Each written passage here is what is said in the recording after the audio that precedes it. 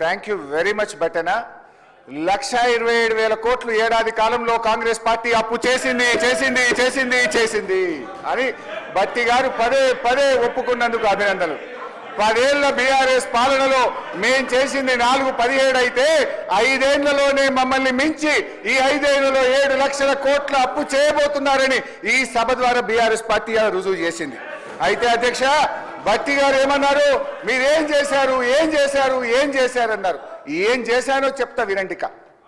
ఏం చేసినాం అధ్యక్ష, ఈ రాష్ట్ర రైతాంగానికి కేసీఆర్ గారి హయాంలో 4,08,902 కోట్ల రూపాయలు ఈ రాష్ట్ర రైతాంగానికి ఇచ్చింది బీఆర్ఎస్ ప్రభుత్వం.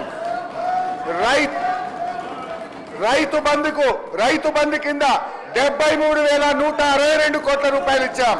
రైతు బీమా కింద 5,465 కోట్ల రూపాయలు ఇచ్చాం. లోన్ వేవర్ కింద 28,000 కోట్ల రూపాయలు ఇచ్చాం. పవర్ సబ్సిడీ కింద 65,000 కోట్ల రూపాయలు ఇచ్చాం. ఇరిగేషన్ రంగంలో 2,37,000 కోట్లు ఖర్చు పెట్టాం.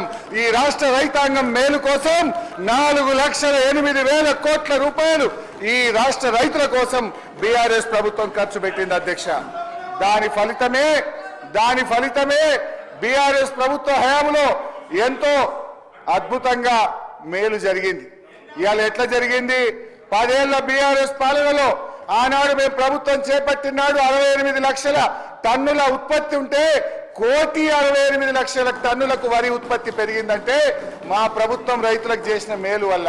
సాగు విస్తీర్ణం 1,31,00,000 ఎకరాల నుంచి 2,22,00,000 ఎకరాలకు 68% పెరుగుదలతో సాగు విస్తీర్ణం పెంచి మేము చూపించాం. ఇప్పుడు ఎందుకంటే అధ్యక్ష ఇట్లా చెప్పుకుంటూ పోతే చాలా ఉన్నాయి. ఇప్పుడు మీకు అంత ఇష్టం లేకపోతే ఓఆర్ఆర్ టెండర్ క్యాన్సిల్ చేయండి. వి అప్రిషియేట్, టెండర్ క్యాన్సిల్ చేయండి. హరీష్ రావు గారు